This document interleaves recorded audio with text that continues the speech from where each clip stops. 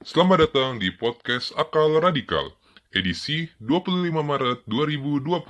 Bersama gua Andi, gua akan ngebahas hal-hal yang lagi happening di Indonesia dan di dunia. Ya, kali ini gua ngerekamnya nggak di ruangan, gua ngerekamnya di halaman, karena gue cukup bosan ada di dalam ruangan terus, di dalam rumah. Jadi, sekarang gua sambil duduk di halaman depan nih. Ya, setidaknya kan nggak keluar rumah. Nah, kalau di edisi sebelumnya gue sempat ngomongin orang-orang yang nggak mau menerapkan social atau physical distancing, entah karena mereka nggak ngerti, nggak cukup pandai untuk mengerti, atau emang nggak mau tahu aja, nggak mau ngikutin. Nah, sekarang gue udah nemu beberapa berita lagi, di mana ada yang lebih parah dari cuman sekedar orang jalan-jalan keluar rumah. Nih, yang pertama, ada orang yang jelas-jelas udah dapat surat pernyataan dari rumah sakit kalau dia tuh kena corona, dia positif corona. Tapi dia malah jalan-jalan ke mall dan dia posting video dan foto di medsosnya dia kalau dia tuh memang kena corona. Terus sambil ketawa-tawa aja gitu, terus yang ngerekamin videonya juga ya ketawa-ketawa juga, dikiranya bohong apa. Ya gue nggak tahu itu dia suratnya bener apa enggak ya. Cuman kalau ternyata bener, sumpah itu harusnya ditambahin. Nggak cuma kena corona, kena penyakit jiwa juga gitu. Akalnya udah hilang. Hilang akal kan gila kan berarti. Iya, dia pergi ke mall. Ya minimal sama temennya yang ngerekamin itu udah ya bisa kena. Terus juga sama orang-orang lain pengunjung mall udah kena juga lah pasti gara-gara dia. Ya, tolonglah jangan terlalu egois lah. Yang masih sehat aja dihimbau tidak keluar rumah, ini yang udah ketahuan sakit malah ngider-ngider kali. Nyari mati, ya mati sendiri aja sono, jangan ajak orang gitu kan. Orang masih banyak yang pengen belum mati, kalau lu mau mati, matiin diri sono.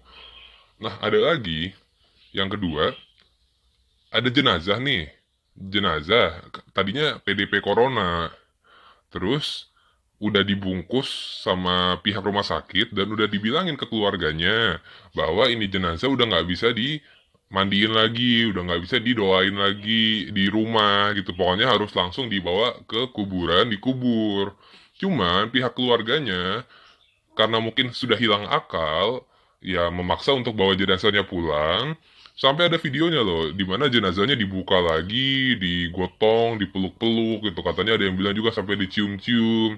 Ya, sekarang minimal minimal ketika plastiknya tuh dibuka bisa nyebar juga kan tuh dari bajunya dia, dari ya kulitnya dia, belum lagi yang di dalamnya. Siapa tahu masih pada aktif virus-virusnya kan.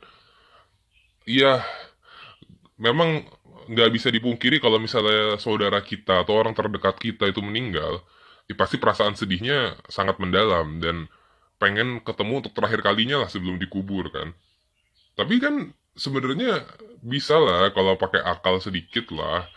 Ya ketemu di kuburan gitu, nggak usah sampai dicium-cium lah. Yang penting kan bisa ngeliat untuk terakhir kalinya dalam keadaan di dalam plastik. Nah, gua nggak tahu nih kalau posisinya udah pakai plastik kedap, dia bisa dipegang nggak sih dari luar plastik gitu. Ya kalau misalnya bisa kan ya nggak apa-apa dari luar plastik aja. Nggak usah sampai dibuka plastiknya dan dipeluk-peluk langsung gitu loh. Dipegang langsung ya jangan. Ya, gue nggak tahu juga ini keluarganya mungkin hilang akal juga sudah. Dan ternyata nggak cuma keluarganya, tapi ternyata orang-orang di lingkungan sekitarnya pun ikut datang ke rumahnya dan sepertinya ya sependapat juga dengan keluarganya itu. Dan menurut berita yang beredar sih, akhirnya seluruh orang yang bertemu dengan jenazah itu di rumahnya, ia jadi suspek juga, jadi suspek corona juga. Ya, cuman masalah nggak mau cuman masalah ini doang, buka plastik doang gitu, buka plastik kedap. Padahal kan ya plastiknya jangan dibuka lah gitu, langsung dikubur aja ya ampun. Ini nyusahin banyak orang gitu. Tapi mungkin emang satu kampung situ pada ini kali, pada hilang akal semua kali, nggak peduli sama kata-kata orang rumah sakit kan. Nah ini ada juga. Kalau tadi kan orang-orang yang ya nggak mau dengerin kata-kata pihak berwajib lah, nggak mau ikutin aturan. Nah kalau ini ya ampun, ada yang masih sehat nih, sehat walafiat, ya kan harusnya bersyukur kan, puji Tuhan, alhamdulillah, ya masih dikasih kesehatan. Ini ya, ibu-ibu, anak-anak, punya tetangga, dokter, suster, ahli medis lah pokoknya. Setiap mereka pulang kerja, diomongin dah tuh, diteriakin dari depan rumahnya, pembawa corona lah, corona, corona. Eh, sampai ke anak-anaknya juga. Masalahnya gini ya, itu kan orang-orang yang sebenarnya saat ini sedang jadi pahlawan paling berjasa. Dimana kalau misalnya sampai ada yang sakit, yang nanganin mereka. Itu yang masih sehat, kenapa jumawanya, sombongnya bukan main. Mereka ngatain ahli-ahli medis ini, termasuk keluarganya, yang jelas-jelas mereka adalah pahlawan saat ini, yang bisa menyelamatkan nyawa banyak orang. Terus mereka pada menghina, bahkan nyuruh anak-anak mereka ikutan teriakin menghina dari depan rumah orang-orang ahli medis ini. Ya, kita nggak ada yang tahu. Hari ini kita lagi sehat, besoknya sakit, nggak usah corona deh, sakit apaan aja. Terus kita punya tetangga, dokter, atau perawat yang secara teknis bisa menolong kita.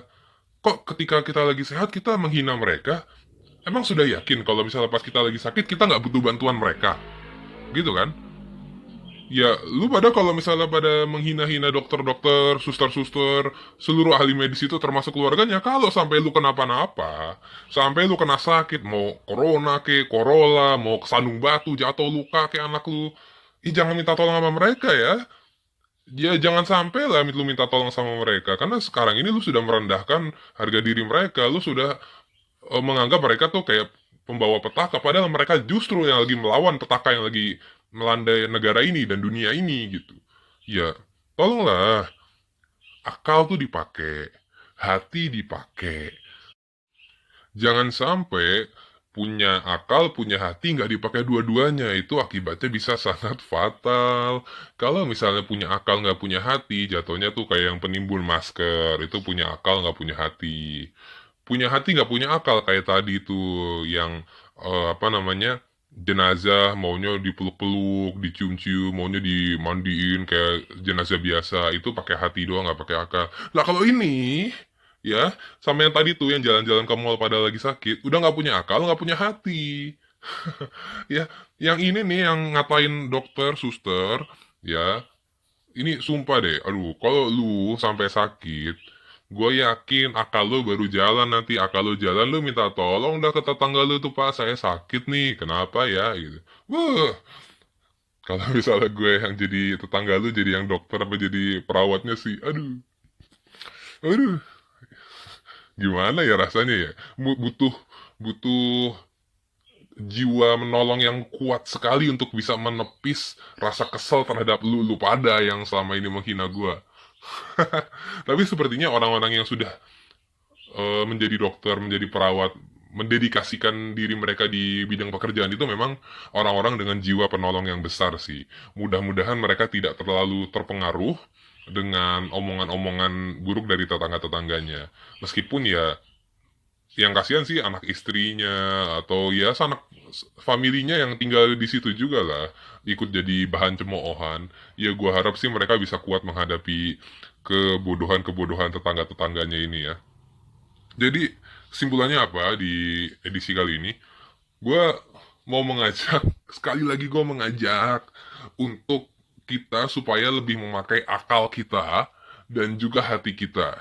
Jangan sampai dalam situasi seperti ini kita terlalu panik maupun terlalu santai. Kalau misalnya sakit, ya coba periksakan ke dokter. Ada dokter, jangan dihina-hina. Kalau udah ketahuan sakit, ya udah dirawat, jangan kabur, jangan pamer. Terus juga kalau misalnya ada jenazah yang memang tadinya bekas kena virus corona ketika hidupnya, ya udahlah ikutin protokol rumah sakit. Rumah sakit itu nggak memperbolehkan itu plastik pengaman dibuka, ya ada maksudnya. Ya. Kalau misalnya nggak ada masalah sih ya ngapain juga diplastikin. Sekarang kan harus go green ya kan. Ya gitu aja dulu dari gua kali ini. Sampai ketemu di podcast edisi berikutnya. Selamat siang.